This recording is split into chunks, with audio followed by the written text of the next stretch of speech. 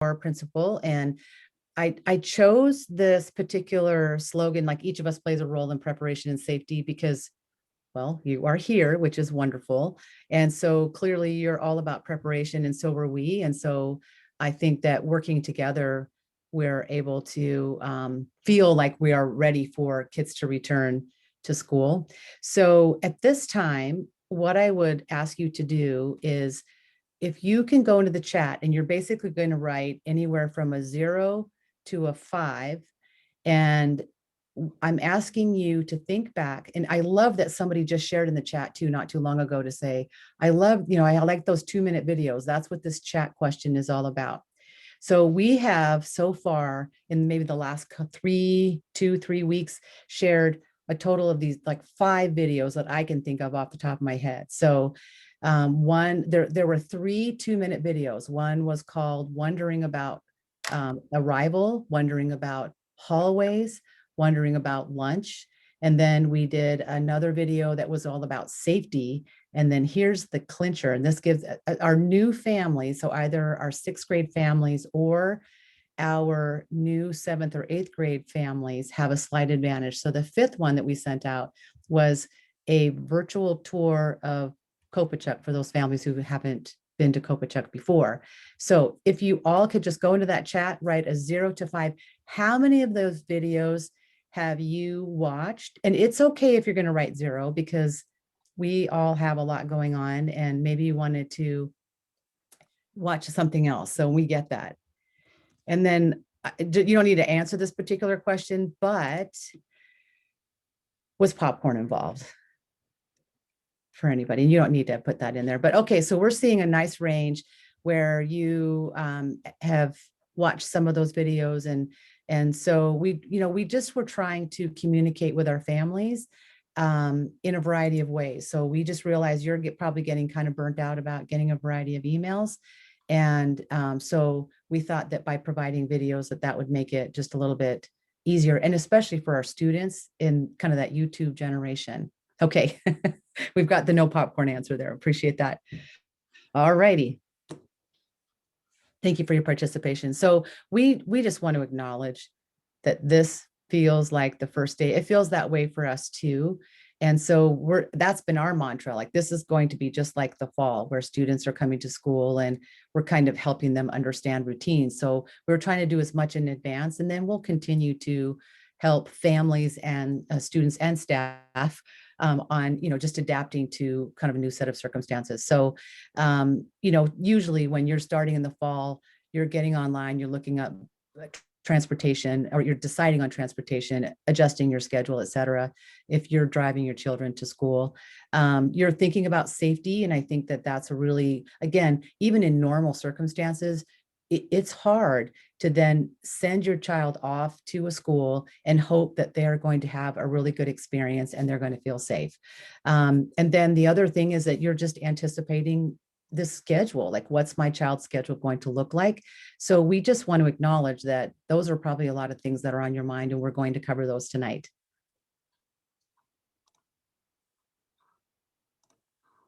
So if you haven't looked up bus information before, or I mean, again, this feels like brand new for us, because it's been a year since we've had to do some of these tasks, and one of them being look up a bus stop. So if you go to the Peninsula School District website, and across there's that blue ribbon, you go to departments, and then it'll just be a drop-down menu, and you'll click on transportation.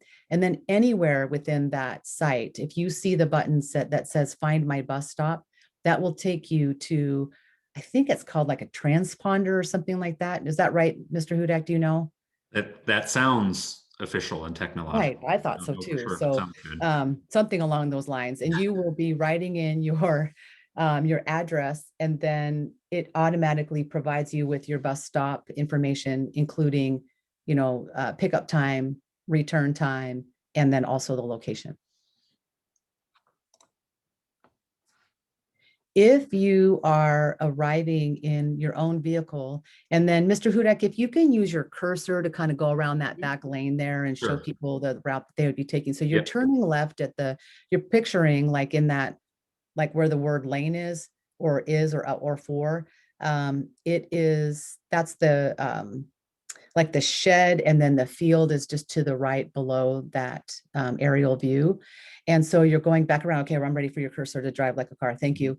So you're going to go around the back of the school, and you're coming around, and notice there are two lanes. You're going to the lower lane, and then you'll see that there's like a sidewalk just past those trees, and that is where you stop. Can you back up? Thank you. Appreciate that you putting your car in reverse. And then students will get out. They'll go across. There's a crosswalk. And then, Mr. Hudak, if you can just kind of point to where the main entrance is. So students that are arriving in a private vehicle are going through the main entrance. So the main thing, though, is please be patient. And you know what? Like in the fall with our parents, we have awesome parents. People are so patient, and they're probably just listening to a good audiobook or something. So it's all good.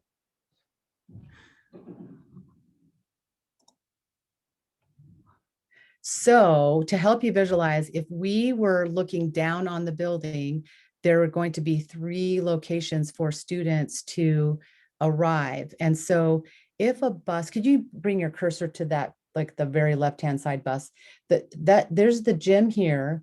And if the bus arrives over in that front part, like it's the beginning bus, then those students will depart out of that bus and go in through doors that are off to the side of the gym. So they're sort of near like the music wing area. So thank you, Mr. Hudak, for moving your cursor there. Again, if you're arriving in your private vehicle, you're going into the main entrance. And then if buses pull up kind of just across from the portables, those front portables there, then the students are going in through the 200 wing. So we're going to have 3 attestation sites. So for a visual, Mr. Hudak, if you can just hit the space bar, it takes us to 3 photographs. So this is the one, the photo on the far right is the 200 wing. Photo in the middle is the main entrance. And then just around the corner from this gym door is an entrance. It's where the students came into the building to take their school photos. Thank you, Mr. Hudak. Yeah, absolutely. And I'm going to jump in here to talk a little bit more about safety. Again, we know that's really paramount with us all right now in the pandemic, and something that is really driving a lot of how school is going to look differently for us is making sure that we're staying safe. And there's a lot of details to that look different at various points of the day in the hallways and the commons and classrooms. But really, these big 4 are what drive all of those details.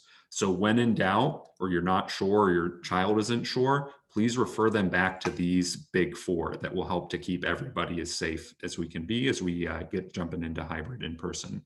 First one is making sure that you're staying home if you're sick, right? There's our daily attestation form that you'll have copies of at home, and it's available on our website as well. If you'd answer yes to any of those questions, please don't come to school. We want to see you, of course, but we want to see you safely, and we want everybody to stay safe at school too. We know that's a bummer to have to stay home when we're excited to be coming back in and getting that face-to-face in-person time, but really important that we're honoring that. Also, if somebody does come to school and they are sick, then they will have a secondary screening in our health office, and they'll likely have to stay in an isolation room until they can be picked up for school. So that can be something that's really stressful for students and families as well to go through. So please, again, if there's any doubt they're under the weather, please keep them home for that day. The benefit to us having a lot of experience with remote learning is they'll have the ability, and teachers will still be using Schoology. They'll be able to stay up to date with what's going on in class using Schoology while they're under the weather. Second one is keeping at least 6 feet distance, or watch your 6. And that's as much as possible. Again, all of our seated locations, whether they're in the commons or classrooms, are spaced out to have at least 6 feet of location, or at least 6 feet of space between those locations. But also we want students to be mindful of that as we're up and moving around too, going in the hallways, passing between classes and that sort of thing, or using the restroom, to still be mindful of watching their distance, keeping 6 feet from the other person as well. And that's something we're all just kind of used to at this point a little bit, and going to become more used to as it just becomes one of those social norms that we all absorb and adopt as a community here to stay safe. Third one is wearing your mask. So keep your mask up, keep COVID down. Everyone on campus and buildings is required to wear a mask. When they step outside of the building, that's when they're able to take their mask off and get a mask break. So students might step outside as they're in PAC class, stepping outside for fresh air, or after they finish their lunch, step outside. And we have the benefit of a lot of our classrooms have exterior doors already that students can easily step out for a quick break, readjust their mask, and then come back in. But while we're inside, those masks are on, and that includes even when you're in the restroom or that sort of thing. If your student doesn't have a mask, forgets their mask, there are medical masks that are available at all three of those entry points for them for that day. And you can also get in contact with us or your school counselor to help you to get some more durable masks if that's something that is a need for your family as well. We want your students to feel comfortable with the masks that they have. Lastly, our fourth one is washing our hands frequently. Keeping our hands clean keeps COVID down as well, especially after any time where we're touching our face mask or adjusting it, or after eating or drinking, is going to be washing our hands. All of our classrooms are outfitted now with sinks. Most of them already had built in, as well as hand sanitizer pump stations to be able to do that, as well as in our commons for lunchtime to keep our hands clean. And students are also going to be helping with keeping their surfaces clean around their hands after they're touching their desk or using a shared material in class or that sort of thing as well. So when in doubt, those are our big four: staying home, watching our six, keeping our masks up, and keeping our hands clean. And as much as we love seeing you here tonight and we love getting to partner with you in your child's education, please know that aside from our students and staff, our schools still remain closed to the general public and visitors. And that includes parent meetings as well. So if you've had parent meetings this year, they likely have been through Zoom already. You're here on Zoom now. Again, we'd love to see you in person, but that safety is paramount. So we'll schedule as much as possible meetings on Zoom. If you do need to come to school, to pick up a material or drop something off, let's say there's a Chromebook that needs repaired or that sort of thing, then we'll meet you at the exterior doors in order to minimize you having to come into the school, get screened in, drop it off, having that extra exposure as well. So please be aware that, again, it's not that, don't take it personally. We'd love to see you. We'd love to see you in person, but staying safe is paramount as well. So visits to school are extremely limited right now outside of staff and students. And that includes our main office, which is typically, a hub throughout the day as students have different needs. Maybe they're bringing in a note for an early dismissal, or that they're going to go home with somebody else at the end of the day with that permission, or need to make a phone call. Please know that our office staff, however, it's going to be locked during the school day, but we have the benefit of having these big windows that we can slide open so that students, as they need help with any of those items, would be able to come to the office and work with either, here's Mrs. Miller on the left and Miss Michalke on the right, that they'd be able to assist them still there in person, just through the safety of that window opening, again, minimizing contact and exposure as much as possible too.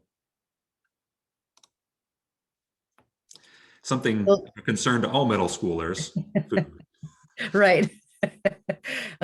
Yeah, I wanted to deliver these slides because I really do love food. So there are two times when students will have food that's available. The first time is the breakfast. And so after students go through their health checks, they will go into the commons, and there is, you're just gonna hit the space bar, please. Thank you. It's just a grab and go, and the students will take their food to their PAC class. So there won't be any kind of congregating in the commons, that students, for their safety, we're having them go directly to their PAC classes. The other thing to minimize any kind of high touch is that the lunches and the breakfasts are free. And that way students aren't having to key in their ID number. So especially for our sixth graders, it's pretty stressful for them the first few days as they're going through a lunch line or a breakfast line. So this is so much easier. They're just going to stay 6 feet distance and make their way around. And the next slide will kind of give you a little bit of an idea of what lunch is going to look like. I think students. I didn't admit. Oh, that's all right. Yeah. And I've got them too. Thanks, Okay. Mr. Hugo. So I think it's going to be hard for students to adjust because you can see in that lower left-hand corner, it's individual desks. And so in order to maintain 6 feet, And then also to help students not be tempted to talk while their masks are off, then we needed to use desks. Each of the desks will have numbers on them, and then the students will have assigned seating. And our primary goal in that is that if we did have a COVID case, we have to be able to provide the health department with contact tracing. And so that helps us know kind of, who was sitting around somebody who might have been exposed to COVID. Okay.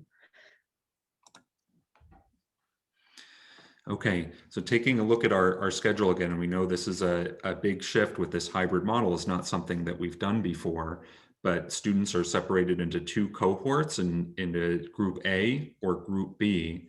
Group A will be in school on Monday and Thursday, following this schedule that you see over here. And then group B will be in school Tuesday and Friday, again, following that same schedule. So their classes are essentially split into two halves that will see the same content on back-to-back days.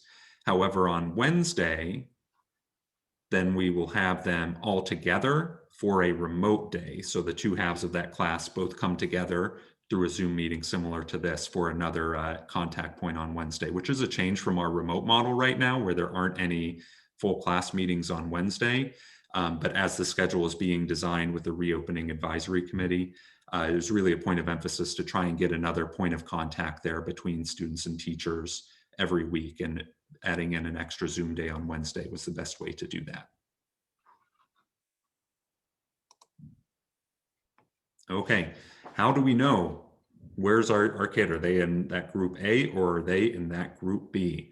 So in PowerSchool, if you click on My Schedule on the left-hand side, you will see Student Track with a letter A and a B next to it. And similarly, if you just look at a quick lookup kind of thing, you'll see your student's name, their ID number, and then it will have a letter next to that, capital A or capital B. That's not a reflection of their grade or GPA. That's their cohort group that they're in. Again, A is Monday and Thursday, B is Tuesday and Friday.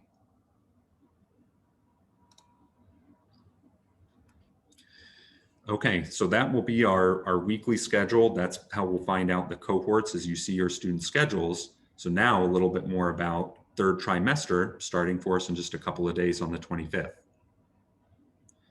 So to note here, for those first 2 days, that Thursday and Friday, that's when sixth graders only will be coming into school for one of those 2 days, depending on if they're A and B.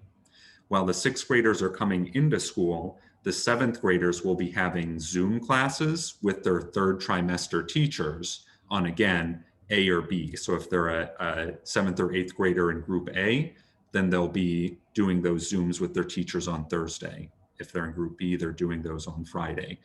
The goal there is to allow our sixth graders who really haven't been in the building at all an opportunity to get oriented to the space, which is similar to what we would do before school begins under normal circumstances, while at the same time giving our seventh and eighth graders that opportunity to connect with what may be new teachers for them as they start the third trimester. And even if they're continuing with the same teachers, it still is going to be a new look to school as we move into this model where they have 2 in-person days per week in addition to that 1 Zoom day per week. So that's for Thursday and Friday. And then starting next week on Monday is when we'll all be in the building again together with 6th, 7th, and 8th graders, group A on Monday, and all 3 grade levels again, group B on Tuesday. Mr. Hudak, can we go back to the slide before? I just wanted to add one clarification. For the Zooms for the seventh and the eighth graders on Thursday and Friday of this week, there are a few exceptions with the Zoom. So if your seventh or eighth grader is in a mixed grade level class, like for example, some math, like advanced math classes might be that way, or electives, although that probably wouldn't really happen with an elective, but for the most part, it's with like an advanced math class. Those seventh and eighth graders will have an asynchronous lesson. So they should just check their Schoology, and then the teacher will provide them with instructions.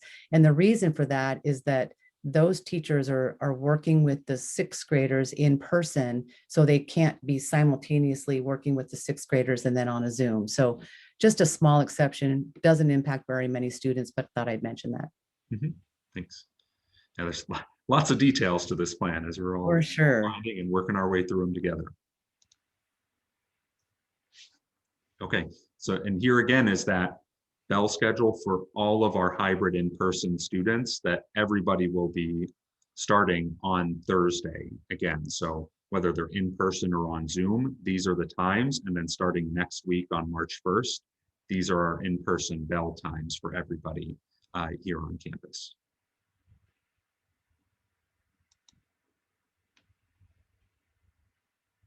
All right. So at the end of the day, parent pickup is exactly the same where you're turning left at the shed, you're driving behind the building, you're going down to the lower lane, and you'll notice that buses will be lined up. So that makes it really easy to, know that that's not a lane that you're going to get into. And that's primarily for student safety.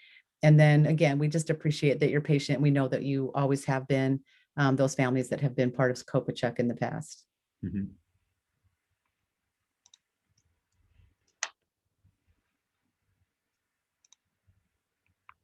Okay, so I think with that, that's our overview of some of the nuts and bolts of what to expect for schedules, for upcoming calendars we start third trimester, for safety. Really, like as Fedor said, it's like the launch of a whole new school year is how we're kind of approaching this. There's going to be a lot of things that are new and different for everyone, even seventh and eighth graders who've been here before. So we want to help you through that. And that's where now we'll turn to some of the questions. Thanks for getting them in there in the chat. So we'll just kind of scroll back and start working our way through those questions that you have in there. Right. And I do want to just remind everybody that we're recording this video. So for those families that have not been able to be here. And so just wanted to put that disclosure out there. And certainly you are welcome to put your question in chat, and we won't necessarily say your name, but we'll ask those questions. So I'm going to go in order. So why can't they talk at lunch if they're already 6 feet apart? That's a great question. This is based on CDC standards where it's again, that big four. So if students are eating and their masks are off, they should not be talking. And that's just where those aerosols have an opportunity to get out into the air, and they actually remain in the air for a period of time. So we're going to do as much as we can to, first of all, the students will be able to grab and go. They'll be seated at their desk, be able to eat their lunch at whatever pace they want. But for those students who really want to go outside, they'll be able to go outside and they'll be able to enjoy just a little bit more freedom. And then again, a little bit of a fresh air break. So did you want to add to that, Mr. Huda? Thank you. Yeah, it's really, it's like building in redundancies like you want to do with anything safety related. So while the mask provides one level of safety, certainly, and 6 feet provides another level of safety, when the mask is off, we lose that level. So we have to add in another level, which is preventing the spread of those aerosols as much as possible. So when students are finished eating, and a lot of them will finish eating very quickly, we find, then they're welcome to put their mask back on. Again, they'll help to clean up their area, make sure that any aerosols that came out are wiped up. And then they're welcome to talk with their neighbors who are sitting around them, or again, to head outside with it. So being as safe as possible. We know our kids are eager to be together and talk with each other and get that socialization again. We just want to make sure we're able to do it safely. Mm-hmm. And I mean, I think you could probably just tell just from our tone of voice that, we know it's not ideal. We know that our students are really social. We'd heard also at the middle school level, I mean, the elementary school level that, students while they're in the classroom eating, that they're not allowed to talk. And I mean, honestly, it's heartbreaking, but we also, really believe very strongly in the safety of everybody. And so we're in this together, and we're going to take the good and find just find the gratitude in what we can do and do have, and try to help kids through that as well. Mm-hmm. So we have a question about lunches. Did you want to address that, Mr. Hudak? Yeah, that's going to be something that they'll know when they get there in class. They're going to have their schedules will be printed out for them. PAC teachers will give them to students. And then additionally, we'll have the lunch rosters available so they can see, okay, who's my fourth period teacher? Are they a first lunch or a second lunch teacher, to be able to know when to head to lunch? And again, when they get down there, we'll have assigned seats for them. So there's not a jumble of trying to sort out who's sitting where. We want to get everybody welcome and in a spot as safely as possible as we learn these new routines. Mm-hmm. And the lunch list, it's just based on balance. Like, we just had to look at the number of students in each teacher's class. So it's not, I mean, it's not really, there's not a science, like it's not alphabetical or something like that. It's just all about balance. Mhm. We have transportation. Is there transportation on the 25th? And yes, there will be buses. Those will be running. And I don't know if you missed in the very beginning, but we just showed you that you can just go to the district's website, click on departments, click on transportation, and that will, and you can take you to a link that says find my bus. So Mm. that will give you that information. Do you want me to screen share that again real quick?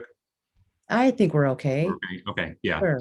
Website, So, okay. unless somebody go in the chat and say, do you need us to screen share Yeah, it? and then we can. Um, All right, Okay. so we've got a question about, so for the 25th and 26th, they are following the new 6-period class. Correct. They are not following that third, the 3-class period. It is confusing because it feels remote, like it's remote, but this is third trimester and everybody is following that schedule. But yes, oh, good. And now I'm seeing that we answered it, so that's good. Parent pickup, students be assigned numbers like they are, no. But you know what? Our motto lately has been monitor and adjust. And so we will kind of keep an eye on how that's going for that first week. And then if we need to, then we can make any adjustments that are necessary in order to make things run, smoothly. Mhm. And then, the thing to keep in mind though, is that, in the past, we've allowed parents to drop off their children, if they're on their way to work or something. And we don't have the ability to do that. We have those 3 health checks that are set up on those 3 exterior doors that we talked about. And then Mr. Hudak can talk a little bit about more about that. But, we're not set up. We won't be able to have students standing in the commons. It would just be, it's just a logistical nightmare to try to keep that many students apart and supervise that. So they're going directly to their PET classes. So we have to have those health check people that they're staffed and ready to go. PAC teachers need to be in their classroom. So we'll be on a little bit stricter timeline there. Mhm. Yeah, and we're with the parent pickup piece. I mean, as we thought about a plan for this, it typically runs very quickly. I mean, kids will get in the habit, you're in the habit, you know the time that they'll be out there and run through. So rather than us trying to dictate a specific order or time, we're going to have students able to go out, and then there's enough space for them where they'll have paw prints outside that they can stand on to safely distance and everything like that, as they just keep an eye out for your car. When you're up in line, they'll walk across the crosswalk, or there's going to be some spaces already over on the stairs as well, and they'll just walk down and meet you at your car. But again, monitor and adjust. We'll see if we need to change that as we go. Mhm. Do you want to take the next couple of questions? We've got how I've left off at how are gym classes being handled? Yeah, and I think there, in general, I'm going to treat this from like the safety related aspect of how is gym going to look differently than it typically would in the past. So typically in gym class, students would have a locker assigned to them, a change of clothes that they would go in, get changed up and head out to gym class. So now locker rooms, as per our guidance, are not going to be in use. So instead, students will be generally just wearing the clothes that they wear to school. They're welcome to bring a pair of shoes, keep them in their backpack and change them, but there aren't going to be gym lockers, just like we're not using our hallway lockers. That's a way of us preventing that congregation at way less than 6 feet distance from each other. Students will be welcome to still bring in, a change of shirt or that sort of thing if they want to, but essentially we have to treat our locker rooms just like a restroom, that they could go in at a really limited capacity. For our gyms, it's just one student at a time would have to go in, do that change, and then come back out to their location when they're there in gym. Then similarly, they'll have similar requirements. We're spaced out throughout gym. Mask wearing is required through gym. There's some like shared equipment, like think a pickleball racket or that kind of thing, but it'll be separated into new and used equipment. So when it's new, it's clean, it's safe to use, and then after that student is done with it at the end of that class, it goes into the used equipment so that it can be sanitized before someone else would use it again. So I think that's some more about gym class. And then Tess, if you have more specific questions that I didn't address there, feel free to put them in the chat and we can come back to that. Okay. Mhm. So our next question is the students in group B and group A. Honestly, I've been wondering the same thing, but in a great way, right? I mean, first of all, I just need to give a shout out to our Kopachuk staff. And I mean, I know we've been hearing from parents and how supportive and appreciative you've been. people are just working extremely hard. And one of the things that goes along with that is that sometimes timelines get really compressed. So one of the timelines that our teachers are dealing with is that Power School rolls up, and third trimester, there's like 1 day for preparation. So all of our teachers have 1 day to prepare their Schoology pages. Now, those Schoology pages, like a well-organized Schoology page, takes up to about a week to even just get going. There's not something that they can just copy and paste very easily. And so we're just going to ask for your grace and patience for the Thursday and Friday. It might be that there isn't a whole lot uploaded and ready to go by that day. And so I just figure I'm even just like getting myself in that space, like, you know what?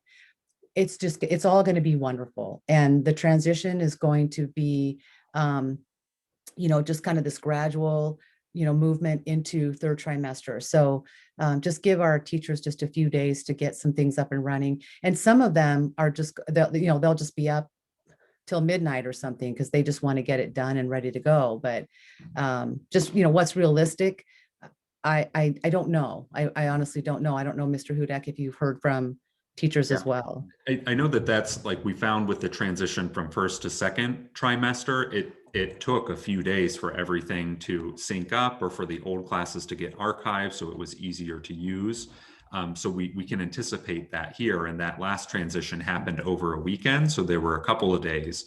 Now that transitioning is happening tomorrow, essentially, is that 1 day. So we know that there's going to be some growing pains and transition pains with that.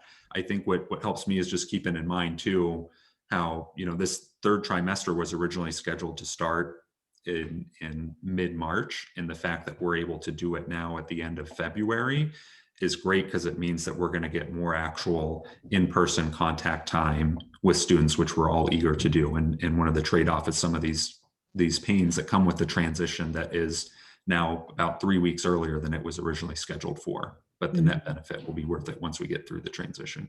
Yeah. Did you want to take this next one? What will kids do on the days they're not in person or on Wednesday?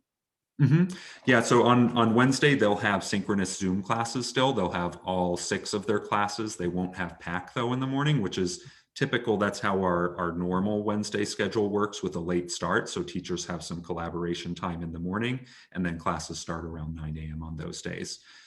For the 2 days when they're not in school, think of those similar to how currently they've had some periods in the afternoon where they might have that TDIL time, teacher directed independent learning time, or that morning time.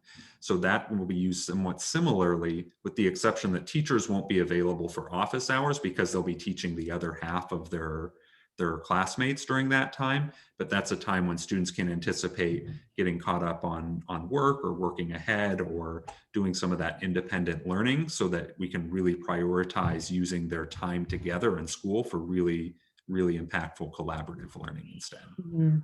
And the benefit is, like, if you figure if your student was in the B group, and like let's just say it's a sixth grader and they came in on Friday, basically that student is going to get what I would almost call pre-teaching, right? So that they're in person, the teacher can see them, they know that the students understand the concept, or those students who don't, and then they can just get like a small group of those sixth graders who maybe don't, and then the other students have some independent learning time within the classroom. So those students are really set up well, so that on Monday when they go to their Schoology page, they now have gotten like face-to-face instructions from the teacher that's saying, hey, so here's what to expect on the day that you're learning from home. So we again, just as Mr. Hudak said, it's going to be a lot, it's going to feel a lot like the remote learning, but just without a Zoom check-in. But those students are going to have to, be accountable for the work that the teachers would have explained the time before that they met in person. Mhm. Thanks. I see the next couple questions are all of that similar thing. Mhm. So clearly that was something, as I was reviewing our schedule slide, that I should have spent more time on, but thank you for calling that out in the chat with those questions about what students work on days when they're not coming to school. Would you like me to take the food question? Yeah, sure. Those are fun ones. Well, so yes, students may bring their own lunches. And so just keep in mind that they'll be carrying their backpacks around with them all day. And so, whatever you're sending your child with lunch, just maybe not like a huge thermos of soup, all like really heavy things. I mean, you could do that, but I'm just saying. Nutritious and a workout at the same time. Mhm, exactly. Okay, COVID guidelines on buses.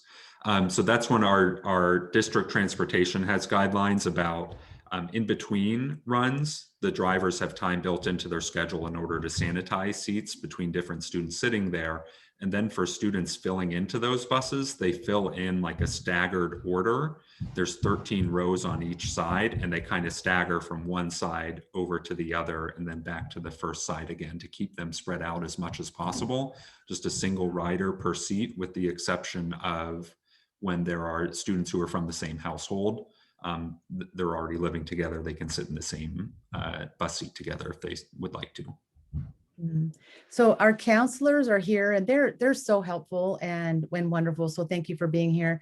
Our next question, I don't know if you guys one of you want to take this one, but where do students find out which lunch they have? And then another question is, can a parent drop their child off in the morning and take the bus, and then the child take the bus home? Yeah, I'll talk about the transportation that you can definitely do that drop off in the morning and have them take the bus in the afternoon.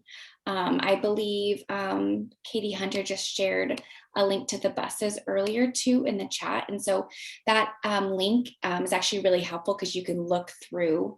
There's different for the AM pickup times and then the PM drop off times too. So you can look and see which bus that your child needs to take. And yeah, definitely no problem at all. Mhm. And then the lunch question, I think Mr. Hudak already touched on, but in case you all didn't hear it, students will find out which lunch they have in the PAC classes in the morning on their first day. It's based on which teacher they have for fourth period. So they'll find out if they have first or second lunch on that first day at school. Okay. Yep. Then going back, next question, able to switch back to online only. So if you're here for in person, then you want to switch back to the remote one. And we have limited capacity to do that. We can certainly hear that request and add it to a waiting list, but space is really limited as you can imagine, with all the scheduling complexities and the number of seats that are needed and maximum seats that are needed. Both for or are allowable both for in-person and for hybrid. So that's something that when we filled out those surveys earlier in the winter, we were asked to make the determination for the rest of the year. Of course, we recognize that circumstances change from January to April, right? But please know that it would just be added to a wait list in the interim, and then see as space becomes available, able to switch to another model through that. Mhm. Yep. And again, thank you, Katie Hunter, for adding that link. That's perfect. All right. So we have another question. If my child is in the A group, they come in on Thursday. What do they do on Friday? And I think we've answered that.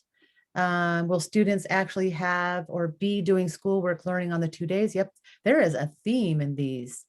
Assuming band will just seat students 6 feet apart, is there a different seating? So you want to speak to that, Mr. Hudak? Yeah, there's different requirements for band and choir. Their requirement is 9 feet apart, as well as having other special PPE that they use while they're playing their instruments. So for example, like a clarinet, there's like a bag that it goes into that would capture any aerosols that come out of it. That's just assigned to that student, and they use that bag.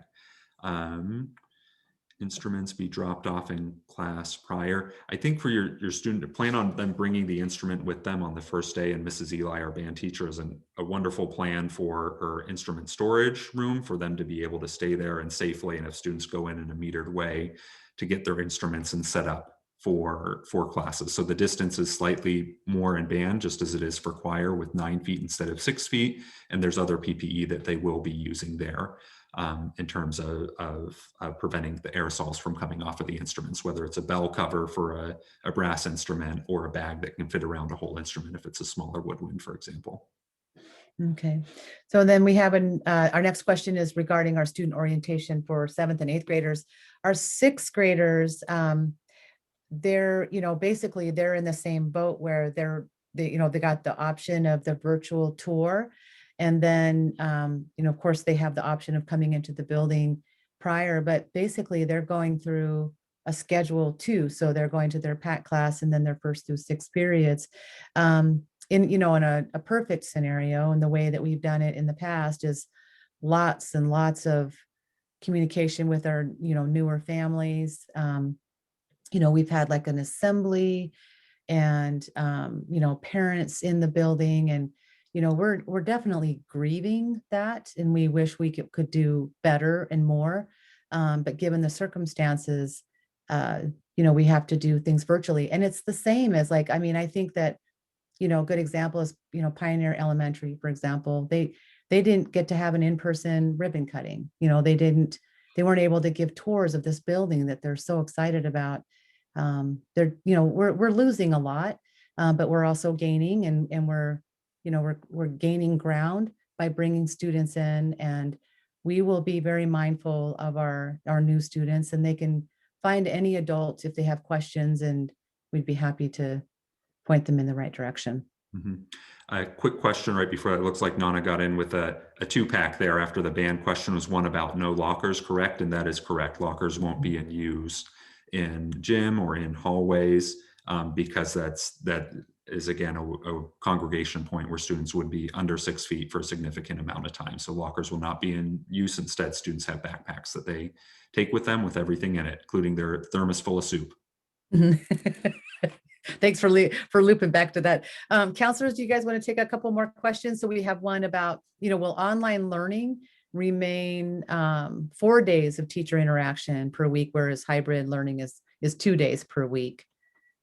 I don't know if you want to, or you want to pass it on to one of us. Yeah, I'm happy to take that one because it's really schedule related and going through the schedule stuff earlier. So online learning, they will have contact with teachers 4 days a week, but they'll only have 3 teachers per day. So it's similar to how the online model is working currently. The schedules are different because the times have to line up with our in-person bell schedule as well. But they'll have 3 class periods a day. So they're still getting, if you think of it in terms of, they're in an Algebra 1 class during 5th period, they would still only be actually Zooming with that teacher remotely 2 times per week, just like our students who are hybrid in person would be in person with that algebra teacher 2 times per week in another period. So they are in contact with teachers 4 days a week, but when it comes to those class specifics, it's still only essentially 2 class lessons per week, similar to what it is now. Mm-hmm. I'm kind of grinning a little bit because I feel like it will always be the grass is greener, right? Like, I think that's the one thing when there are those options or choices. And we just know what went into making the decision that you've made. Mm-hmm. And we would want to hear from you. If there's some just like you're just not feeling good about something, you need to call either our counselors or administrators just so that we're aware, So I think it's important to keep that communication open. So we've got some more questions about buses. So Mr. Hudak, do you want to take that, or I can? Or? Yeah, I'd happy to take those ones too. So for buses, you don't need to contact the bus if you are not taking it. They'll run similar to normal bus routes. They just run their predetermined routes at those stops and times that were shared earlier, and that you can look up again on the district website as well through the transportation Find My Bus Stop feature. So there's no notification needed if you're not taking a bus. We anticipate that kids will be able to ride home with friends on the bus if there is a letter provided. Now, part of that is going to have to be a monitor and adjust for us as well as we see how crowded are those buses. We might have to change that practice, but at this point in time, knowing the number of students that we have and the number of bus routes that are running, we anticipate that unless, Jimmy happens to be trying to have 20 people over for his birthday party, which wouldn't be following our general safety guidelines and overall, Jimmy, that you would be able to, again, go home with a friend or a neighbor or cousin, right, who you're in their pod anyways, for example. You'd be able to do that. And I'm pretty sure that, buses have this, similar standards as we do, not similar, but like they do have standards as well. And so it might be that if they're going home with a friend, they may not be able to sit in the same seat. If there's the capacity on the bus, students would be sitting in their own individual seats. So just, prepping our students just about some possible scenarios. All right. So, and I'm watching the time. So we're at 6:48 and I'm looking at this little bar across the bottom for chat, and we have 41 new messages. So we're going to do our best to answer questions, but we would like to really just respect everybody's time and end at 7. And then we'll save the chat, which will then provide us with the other questions. And if they happen to be something that we can just send up an individual parent an email to answer your question, or we can put that out in a newsletter at a later date. All right, so we've got one. Go ahead. You mind Yeah. if I jump in, Heidi? I just saw a couple of questions about schedules. And so they went live today for trimester 3. So if you aren't seeing that, Jennifer, I saw your question there about not seeing Joss's schedule. I will follow up with you via email because I can see it on my end. So I can send that to you. And I can check with our office manager, Debbie Michalke, to figure out if there's any glitches or something there. So I will follow up with you on that. It might be having to switch from trimester 2 to trimester 3, because today is still nominally trimester 2. So that wouldn't be the default to look at that future schedule, but you can toggle to trimester 3, or when you check it in the morning again, it'll be officially trimester 3 and it should toggle there. True. Good. And then then the other one, just with the schedules about the room numbers. yeah, that should be listed right next to the classes. So if as you're looking at it, it'll just say room number, and some of them are a little different because we have room numbers for like the portables and the gym. So might not seem, I know Mrs. Hunter has like BP 514. So that is a portable. So but you'll find all of that information out. Kids will find that out, like where things are, PAT classes on the first day of school, as well as, if they saw the virtual tour video too. Yes, we will help them. Mr. Hudak, we have clarifying the band. Yeah, I see that. Looks like from the GABEs. So yeah, the PPE is provided by the district for it. The district is committed to providing that for students, instead of having that be an additional unexpected expense for families. Of course, and I should have mentioned this earlier, for safety, that doesn't preclude families from like bringing in additional PPE that they want to use. And that's true just throughout the building. If you want to double mask or wear a KN95 or a face shield, gloves, that's all good. We just have our baseline requirements, and students are welcome to go above those with additional things that they want to do to maintain an even more regimented level of safety as well. Yeah, it's our goal to make face shields cool. And then Stacy, I saw your question about what supplies you'll need. Just have basic supplies. I mean, we're going to be having students use their Chromebooks still for a lot of work. So, I mean, pencils, erasers. A big thing too has been the, what do you call it? The single pencil sharpeners. So having their own there, just so they're not going up and touching just like high touch areas and stuff like that. Pencils, if they have a pencil pouch, that kind of stuff. Is there anything that we wanted to add there as far as the basic supplies? I think really our teachers were intentional about saying we don't want to overburden students and families, both literally with their backpacks that they're lugging around, as well as just figuratively with preparing for this transition. So really, lean and mean as we get going into third trimester with the materials that they need to have with them, for sure. And then we have a couple, well, a shout out to Katie Hunter. She's our science teacher. Thank you for being here, by the way. So, science teachers and all of our teachers, I bet you they're doing a great job of letting students know now what they would like students to bring for third try. So my guess is the science teachers probably told the students, bring your composition book or notebook that you've been using so far in the class. So, again, we just want to keep it simple. Yeah. If you are in need, I was just going to say, if you are in need of supplies, or Andrea and I have extra supplies in the counseling center. If kids are in need of backpacks, that's something that we can coordinate. So just reach out to us. We're happy to help with that. Sure. Question about water bottles. Yes, students can bring their water bottles, and I would say that, if they can do one, like if they need to sip water regularly, they can step outside, and that gives them a little bit of because again, as Mr. Hudak explained, all of our classrooms, most of our classrooms have exterior doors that can just go out into a little alcove that's covered. So a student could go out there to sip their water.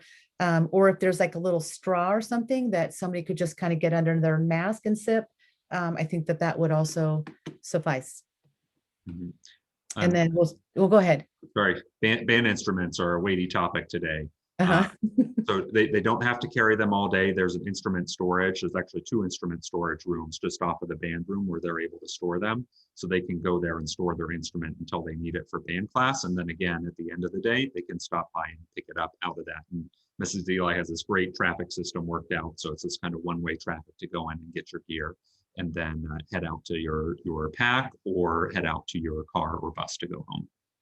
Similar to other spaces like the restrooms, as Mr. Hudak referenced, that will just be looking at capacity, 1, 2 students, maintaining the 6 feet, et cetera. Will students be giving a map? Absolutely. Are they allowed to bring their own hand sanitizer? Of course. Anybody want to take that next question? The cohort one?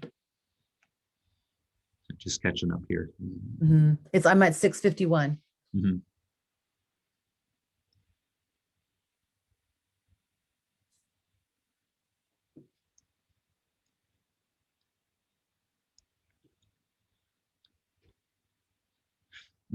I think that I would leave that up to our teachers a little bit for how they're going to communicate what students should be working on on their at-home days. I think certainly we don't want kids to just be mashing refresh to see if there's something new posted on Schoology. So I would anticipate teachers would, if they have them there the previous day or 2 days ago in school, they'll set them up for success by letting them know, here's what you're working on during that off day before we come in contact again.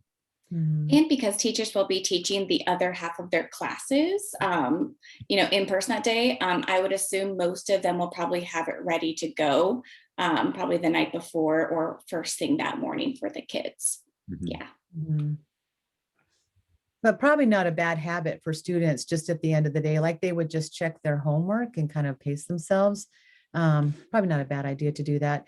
And we're guessing that, again, I don't want to speak for all teachers, but that, Schoology will play a role on those, kind of the day, learning at home days, and that teachers have a way to check Schoology analytics to make sure students have engaged, in addition to assignments, which is, part of school.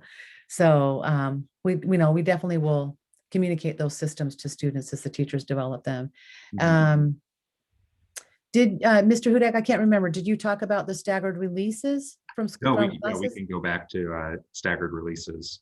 And thanks for the positive feedback in the chat too you're giving us, guys. Much appreciated. We know there's a lot of details on your end, just like on our end. Just by having these conversations and questions is how we work it out. So staggered releases, our passing periods have been lengthened to 5 minutes. They've typically been 4 minutes in the past. So we're really mindful about passing periods as a time that are less structured, which is something that we want to still provide students with the ability to stay safe through distancing, getting to their next class quickly, that sort of thing. So with that 5 minute slightly extended time, their bell releases are going to be staggered by 1 minute each. So for example, 6th graders would be released at the bell. 7th graders are waiting a minute until another bell will chime for them to move, with the idea being that, especially without lockers in use, you can get to your next class pretty quickly. So the 6th graders will largely be at or very close to their next class by the time the 7th graders are released, and certainly by the time the 8th graders are released, another minute after that. And then the 8th graders will still have a couple of minutes of time to get to their next class. And that also, that extended of a little bit of time in staggered release gives some opportunity for students to do the cleaning protocols that they'll be expected to do before leaving the room, wiping down their desk or work area with paper towel after it's been sprayed with a soap and water solution. And similarly, again, if they want to go above and beyond as they get into their next class, they'd be welcome to do that as well, just to make sure it's a clean surface before they sit down and settle in for their next class as well. So anticipate we'll all be going a little bit bell crazy from the bells that will be chiming at those 1 minute intervals to guide students and teachers for when that next grade level will be released to move to their next class. So there was a question about phones, and here again, this is another thing that I think that our staff is grieving because we did such a great job, and our students did such a great job with um, using their phone in moderation. So they would keep their phone tucked away during lunch. They were socializing outside, talking to each other. But Mr. Hudak and I and our site council, we talked about how, phones and devices during lunch are going to be necessary. It's having just students sitting there and not talking while they're eating. You know, they deserve something that they can be engaging with. So, yes, students are allowed to have phones, and of course, in the classroom, it will be the teacher's discretion on whether or not they'll allow students to listen to music, for example. And really, we do expect students to be fully engaged in their learning and not on their phones. So we're pretty excited about that because we have a sneaking suspicion that maybe your minutes and the usage and the number of texts that got sent during remote learning might have been up there. So following up on staggered release, start time is the same too. So that they will have the same start time in classes. It's just giving that extra couple minutes of breathing room, of cleaning time that gives students an opportunity to, like, let's say a sixth grade gets to class early. That could be a good opportunity for them to step outside, take a quick mask break, literally get some breathing room before they come back in for that start of the next class as well. Yeah, and then there's a question about the backpacks with wheels. So ordinarily, again, in normal times, we would want to make sure that that was something that would have been an accommodation for a student, because I know that most schools would prefer for students to not have backpacks that they're wheeling along just because they're a hazard. But in this situation, this is where we find like the benefit, and the benefit is that if 6 kids are 6 feet apart, they could probably afford to have that. And I think we just need to monitor and adjust. My sense would be that just it on the shoulders is probably the better way to go, just because it's more maneuverable, where like the rollers, I mean, you know what it's like sometimes with luggage where now it's sideways and you're dragging it and, trying to get through the airport. So that would just be something to consider convenience. Did you want to add anything to that, Mr. Hudak? No, I like the luggage analogy. Dragging sideways, and I agree. It's nice. We have extra space in the hallway for that. I think just considering that with your child, that's something that they really want to be monitoring and managing as they're going through the hallways. Mhm. Sure. All right. Well, this is amazing. So the chats we've now gotten down to, we've answered all questions. It's 7 o'clock. You have our emails. Yay! This is a good sign. Thank you for all of your encouragement in the chat. We really, we need it. And I know you need it too. So we are going up the hill and it feels less steep because we're together, and feel free to contact us. I'm really sorry for not getting back to your emails very quickly. We'll catch up.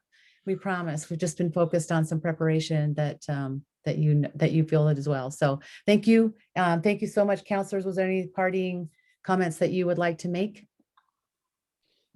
No, just reach out if you have questions. We're happy to help. We're excited to see kids. So yeah, it's going to be a fun week on Thursday, Friday, and then next week with the 7th and 8th graders too. So yeah. That's what I was going to say. We're so excited to see our students in person again. We've really missed them.